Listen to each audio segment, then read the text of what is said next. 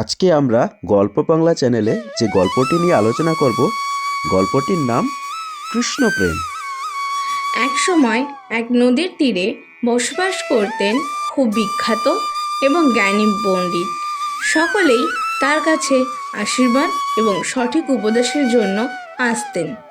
চমৎকার চমৎকার, আপনার বেদান্ত সূত্রের ব্যাখ্যা সর্বশ্রেষ্ঠ এবং আপনি সবচেয়ে বিজ্ঞ জ্ঞানী। অন্যদিকে নদীর অপর পাড়ে লক্ষ্মী নামে এক গোয়ালিনী বাস করত। সে প্রতিদিন পণ্ডিতজিকে দুধ দিতে যেত।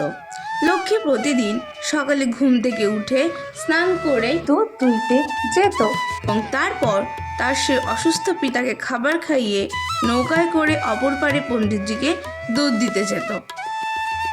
নমস্কার পণ্ডিতজি। ওহে লক্ষ্মী, অবশেষে তুমি এলে। আমি দুধের জন্য কখন থেকে অপেক্ষা করে আছি।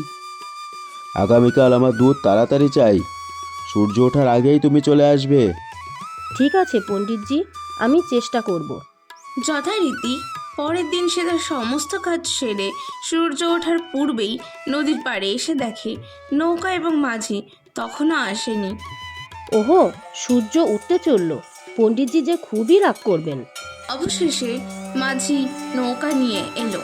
দয়া করে তাড়াতাড়ি চলুন, সূর্য ওঠার আগে আমার দুধ দেবার কথা ছিল পণ্ডিতজিকে। লক্ষ্মী, তুমি আজও দেরি করে এসেছো। সূর্য তো কখন উঠে গেছে। তুমি এত দেরি করে কেন এলে বলো তো? প্রভু, আমি সূর্য ওঠার পূর্বেই নদীর পাড়ে এসে দাঁড়িয়েছিলাম, কিন্তু মাঝি দেরি করে এসেছেন। আমাকে কোনো অজুহাত দেবে না। তুমি কি জানো না আমি কে? আমি একজন বিজ্ঞ পণ্ডিত। ভালো হবে তুমি যদি তাড়াতাড়ি আসার চেষ্টা করো। দয়া করে আমাকে ক্ষমা করে দিন পণ্ডিতজি। পণ্ডিতজি লক্ষ্মীকে উদ্দেশ্য করে বলতে থাকে, মানুষ কৃষ্ণ নাম জপ করতে করতে সমুদ্র পার করে অনায়াসে, আর তুমি এইটুকু নদী পার করতে পারছো না। লক্ষ্মী পণ্ডিতজির এই উপদেশটি খুবই গুরুত্ব সহকারে নেয়। দয়া করে আমাকে ক্ষমা করবেন।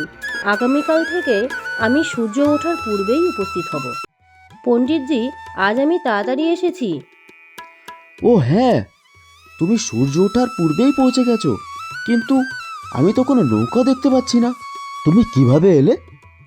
আপনিই তো পথ বলে দিয়েছিলেন, আমি সেই পথেই এসেছি। আমি যে পথ বলে দিয়েছিলাম?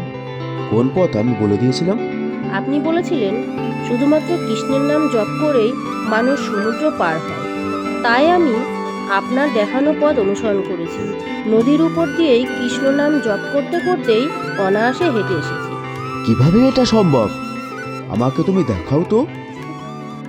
এরপর লক্ষ্মী কৃষ্ণ নাম জপ করতে করতে নদীর এক পাড় থেকে অপর পাড়ে জলের উপর দিয়ে হেঁটে যেতে থাকে।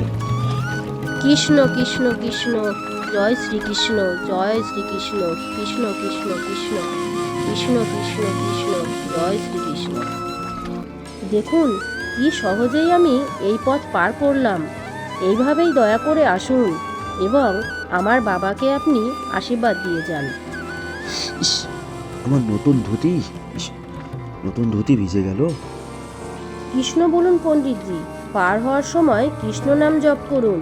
কিন্তু পণ্ডিতজি নদীতে হাঁটতে সক্ষম হলেন না, ফলে তিনি নদীতে খুব তাড়াতাড়ি পড়ে গেলেন এবং ভিজে গেলেন। আপনি কৃষ্ণকে ভাবছেন না, আপনি আপনার সিল্কের ধুতি ভিজে যাবার কথা ভাবছেন, তাই নদী পার করতে অসমর্থ হচ্ছেন। ওহ লক্ষ্মী, আমি খুব গর্ব অনুভব করছি তোমার জন্য।